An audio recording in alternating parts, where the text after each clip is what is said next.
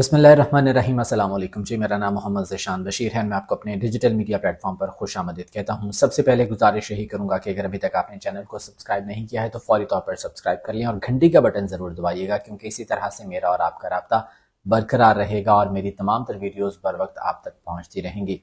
आज के व्लॉग में जिस हवाले से आपसे बात करनी है जी, वो है मियाँ नवाज़ शरीफ की लंदन रवानगी के हवाले से। मैंने कुछ अर्सा पहले ही अपने एक व्लॉग में आपको ये बता दिया था कि मियाँ नवाज़ शरीफ बहुत जल्द लंदन जाने वाले हैं, और अब इन खबरों की तस्दीक भी हो रही है कि मियाँ नवाज़ शरीफ ने चेकअप के लिए लंदन जाना है।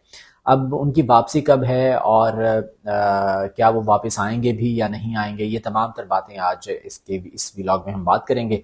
इसके अलावा जनाब पाकिस्तान तहरीक इंसाफ के एक साबिका MNA हैं फ़हीम खान साहब, जिन्हें सऊदी अरब में गिरफ्तार कर लिया गया है। उम्रा अदा करने के लिए वो गए थे और वहाँ पर खड़े होकर उन्होंने एक वीडियो बनाई थी। हरम पाक में सहन में खड़े होकर उन्होंने एक वीडियो बनाई थी, एक खल्फिया बयान दिया था इमरान खान साहब के हवाले से, और इस पर उन्हें गिरफ्तार कर लिया गया है। क्यों गिरफ्तार किया गया, उनके खिलाफ मजीद कार्रवाई जो है वो क्या हो सकती है मुमकिन तौर पर, इस बारे में कुछ बात करेंगे। और नताशा, जो कारसाज एक्सीडेंट हुआ था, कारसाने है कारसाज था, जिसमें 2 लोगों की जानें चली गई थी, 5 लोग जख्मी हुए थे।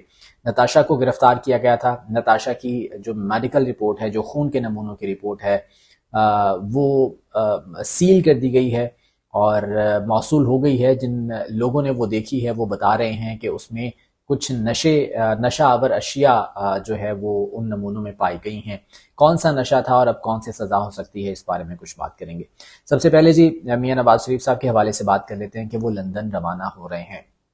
आइंदा माह मुमकिन तौर पर वो लंदन रवाना होंगे। 11 सितंबर को मोहतरमा कुलसूम नवाज साहिबा मरहूम, उनकी बरसी है और उनकी बरसी के फौरी बाद कहा यह जा रहा है कि मियाँ नवाज शरीफ लंदन के लिए रवाना हो जाएंगे और उनके कुछ मेडिकल चेकअप्स हैं जो कि उन्होंने लंदन में करवाने हैं, फिर अपने बेटों से वहाँ पर मुलाकात करनी है और फिर कहा यह जा रहा है कि जी कुछ सियासी मामलात से भी उनकी रवानगी मशरूत की जा रही है। अब देखें कि मियाँ नवाज शरीफ जब वापस आए थे 21 अक्टूबर को, गुज़श्ता साल जब वो वापस आए थे, तो वो क्या उम्मीदें लेकर आए थे कि वो इलेक्शन में क्लीन स्वीप करेंगे, वो 2/3 मेजॉरिटी के साथ पाकिस्तान मुस्लिम लीग नून की हुकूमत बनाएंगे और मियाँ नवाज शरीफ वज़ीर आज़म होंगे। आपको याद होगा कि इलेक्शन से कुछ दिन पहले, बल्कि इलेक्शन से मेरे ख्याल से एक आध दिन पहले ही, जो न्यूज़पेपर्स पाकिस्तान में प्रिंट हुए थे उनके तमाम जो पहले सफ़े थे वो वज़ीर आज़म नवाज शरीफ, ये उनका वो जनाब टाइटल था, पूरा एड वो छापा गया था, वो तमाम न्यूज़पेपर्स का वो एड था। तो यानी कि प्लान यही था कि मियाँ नवाज शरीफ वज़ीर आज़म बनेंगे और चौथी दफ़ा वो पाकिस्तान के वज़ीर आज़म मुंतखब होंगे और मुस्लिम लीग नून 2/3 मेजॉरिटी से हुकूमत बनाएंगे। लेकिन हुआ क्या, पाकिस्तान की अवाम ने इमरान खान पर एतमाद करते हुए इमरान खान के जो नुमाइंदगान थे, जो उम्मीदवारान थे, उन्हें वोट दिया और ढूंढ ढूंढ कर वोट दिया। ये ऐसा पाकिस्तान की तारीख में शायद पहली बार हुआ था कि उम्मीदवारों को अवाम ढूंढ रहे थे, वरना हमेशा ऐसा होता है कि पोलिंग डे पर जो उम्मीदवार होते हैं वो अवाम को ढूंढ रहे होते हैं कि जी हमें वोट कास्ट किया जाए। लेकिन यहाँ पर बिल्कुल हमने उसके जो है वो मुतजाद, एक बिल्कुल ऑपोजिट एक मंजर देखा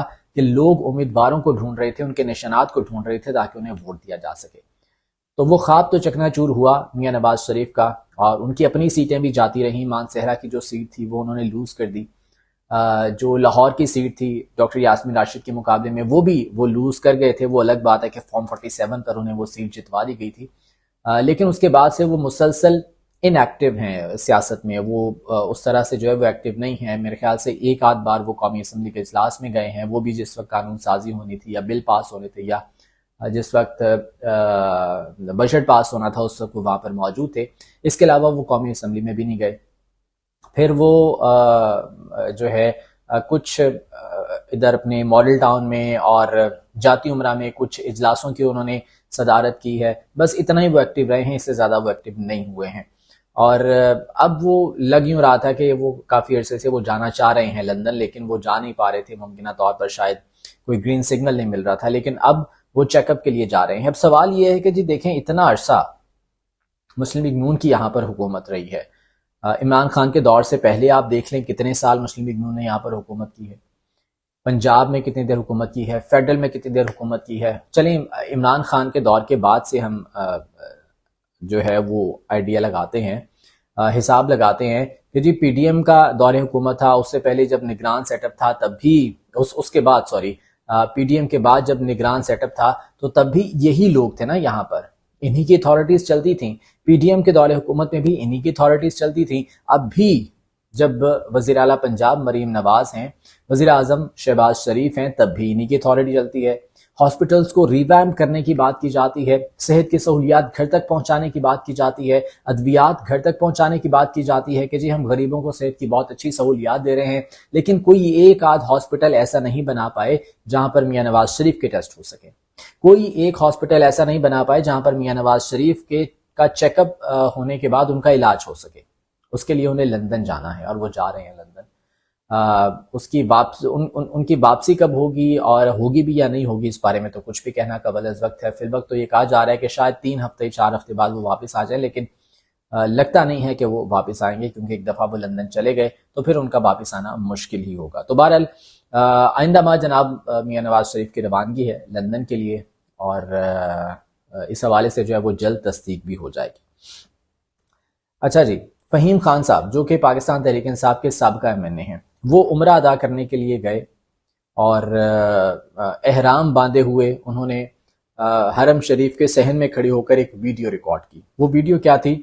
وہ ایک حلفیہ بیان تھا۔ اس حلفیہ بیان میں انہوں نے یہ کہا کہ جی میں قسم کھا کر یہ کہتا ہوں، حرم پاک میں کھڑی ہو کر قسم کھا کے یہ کہتا ہوں کہ عمران خان نہ تو خود 9 مئی میں ملوث تھا، نہ اس نے عمران خان نے اس قسم کی کوئی ہدایات دی تھیں۔ فہیم خان نے کہا کہ پاکستان تحریک انصاف کے کارکنوں کی ایسی تربیت ہی نہیں ہوئی، اور ساتھ میں انہوں نے یہ بھی کہا کہ جو لوگ 9 مئی کا الزام عمران خان پر اور ان کی پارٹی پر لگا رہے ہیں وہ بھی حرم پاک میں کھڑے ہو کر حلفیہ بیان دیں کہ عمران خان اس میں ملوث تھا۔ تو یہ ویڈیو فہیم خان صاحب نے اپنے ٹویٹر اکاؤنٹ پر اپلوڈ کی، ایکس اکاؤنٹ پر اپلوڈ کی، تو اس کے بعد سے اس پر مختلف تبصرے شروع ہو گئے۔ اب فہیم خان صاحب نے عمران خان صاحب کی محبت میں یہ ویڈیو بنا دی، ریکارڈ کر دی وہ، اور اس کو اپلوڈ بھی کر دیا، لیکن اس پر جو ہے وہ تنقید بھی کی جاتی رہی۔ پھر مسلم لیگ نون کے کچھ سینئر آفیشلز نے اس ویڈیو میں جو ہے وہ ٹیگ کیا، ری ٹویٹ کیا، ٹیگ کرتے ہوئے سعودی آفیشلز کو، سعودیہ کے اعلیٰ اہلکاروں کو جو ہے وہ ری ٹویٹ کرتے ہوئے اس ویڈیو کو ٹیگ کیا اور کارروائی کا مطالبہ کیا۔ اب سعودی قانون کیا ہے؟ سعودی قانون یہ ہے کہ جی آپ حرم پاک میں وہاں صحن میں آپ تصویر نہیں بنا سکتے، آپ وہاں پر کوئی ویڈیو ریکارڈ نہیں کر سکتے، آپ وہاں پر کوئی عوامی اجتماع نہیں کر سکتے، آپ وہاں پر کوئی سیاسی معاملات پر بات نہیں کر سکتے۔ وہ الگ بات ہے کہ ہمارے پاکستانی بھائی بہنیں جب یہاں سے جاتے ہیں تو وہ حرم پاک میں کھڑے ہو کر تصویریں بھی بنا لیتے ہیں، لیکن ایسا الاؤ نہیں ہے، اس کی جو ہے وہ سزا ہوتی ہے۔ تو جب سعودی آفیشلز کے علم میں یہ بات آئی through Twitter, through X account جنہوں نے ٹیگ کیا تھا سعودی آفیشلز کو، تو پھر اس حوالے سے جو ہے وہ کارروائی کی گئی اور فہیم خان صاحب کو حراست میں لے لیا گیا۔ اس حوالے سے پاکستان تحریک انصاف کے لوگوں نے کنفرم کیا ہے کہ فہیم خان صاحب کو حراست میں لے لیا ہے سعودی حکام نے، اور ان کے خلاف اب کارروائی بھی کی جا رہی ہے۔ اب ممکنہ طور پر کارروائی کیا ہو سکتی ہے؟ انہیں شاید وہاں سے ڈیپورٹ کیا جا سکتا ہے، ملک بدر کیا جا سکتا ہے، اگر زیادہ معاملہ خراب ہوتا ہے تو انہیں بلیک لسٹ بھی کیا جا سکتا ہے، اور جرمانہ بھی عائد ہو سکتا ہے۔ یہ میکسیمم سزائیں ہیں جو کہ ہو سکتی ہیں، لیکن ممکنہ طور پر فوری طور پر جو ہے وہ انہیں ڈیپورٹ کر دیا جائے گا، وہاں سے ملک بدر کر دیا جائے گا۔ تو یہ بہرحال جو ہے وہ فہیم خان صاحب نے شاید اپنی دانست میں انہوں نے تو کچھ ایسا غلط نہیں کیا تھا، لیکن غلط ہو گیا اور اس کے بعد اب کارروائی بھی ہو گئی ہے، تو یہ چیزیں جو ہے وہ سامنے آئی ہیں۔ اچھا جی، اب نتاشا کے حوالے سے کچھ بات کر لیتے ہیں۔ نتاشا کی میڈیکل رپورٹس آنی تھیں، اور جو خون کے نمونے تھے، جو یورین سیمپلز تھے وہ دیے گئے تھے، اور یہ کہا گیا تھا کہ پتہ چلے گا کہ کوئی نشہ وغیرہ تو نہیں کیا ہوا تھا۔ وہ رپورٹس آ گئیں، اور وہ رپورٹس جو ہیں وہ سیل کر کے آگے بھجوا دی گئی ہیں۔ چند لوگوں نے وہ رپورٹس دیکھی ہیں، اور انہی چند لوگوں کے ذریعے یہ خبر آئی ہے کہ نتاشا اس وقت نشے میں تھی، اور وہ انہوں نے نشہ کیا ہوا تھا۔ اور کون سا نشہ تھا؟ وہ آئس کا نشہ انہوں نے کیا ہوا تھا۔ نتاشا نے آئس کا نشہ کیا ہوا تھا، اور وہ نشہ کر کے وہ ڈرائیو کر رہی تھیں، اور اسی دوران یہ ایکسیڈنٹ ہوا، اور یہ ہلاکتیں بھی ہوئیں اور لوگ زخمی بھی ہوئے۔ اب کارروائی کیا ہو سکتی ہے؟ سوال یہ ہے۔ پہلا سوال تو یہ کہ کیا کارروائی ہوگی، واقعی ہوگی نتاشا کے خلاف کارروائی؟ کیونکہ اس طرح کے رومرز بھی ہیں، افواہیں بھی ہیں کہ جو متاثرہ خاندان ہے اس کو کمپنسیشن آفر کی جا رہی ہے اور انہیں کہا یہ جا رہا ہے کہ جی آپ پیسے لے لیں اور معاملہ رفع دفع کر لیں، اور ممکنہ طور پر ہوگا ایسا، اگر ابھی نہیں ہوا ہے تو آنے والے دنوں میں ہو سکتا ہے ایسا، کیونکہ نشہ خریدنا، نشہ بیچنا اور نشہ کر کے پھر ڈرائیو کرنا اور پھر ہلاکتیں اس طرح کی ہو جانا ایکسیڈنٹ میں، اس میں قتل بالخطا، قتل بالسبب کی دفعات بھی جو ہے وہ شامل کی گئی ہیں، تو اس میں میکسیمم سزائے موت ہو سکتی ہے اور عمر قید بھی ہو سکتی ہے، سخت سے سخت سزا جو ہے وہ اس میں ہو سکتی ہے۔ تو اب یہ ایک ٹیسٹ کیس ہے سندھ حکومت کے لیے، یہ ٹیسٹ کیس ہے سندھ پولیس کے لیے، جو کہ اب ٹرائل کر رہے ہیں اور ٹرائل جو ہے وہ کریں گے۔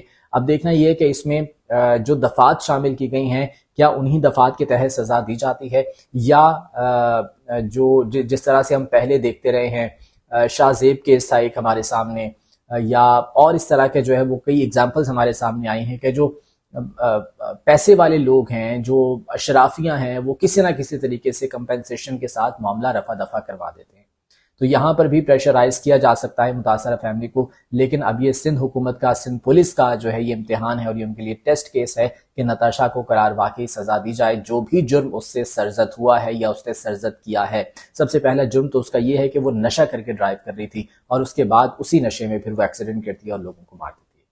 تو بہرحال یہ رپورٹس اب عدالت میں جب پیش ہوں گی تو اس کے بعد دیکھنا یہ ہے کہ اس پر کیا پیش رفت ہوتی ہے اور کیا عدالت اس پر جو ہے وہ سزا دیتی ہے، اور پولیس اس حوالے سے کیا کردار ادا کرتی ہے، یہ بھی بہت زیادہ امپورٹنٹ ہوگا، یہ بھی دیکھنا ہوگا۔ آج کے ولاگ سے مجھے اجازت دیجیے، اللہ نے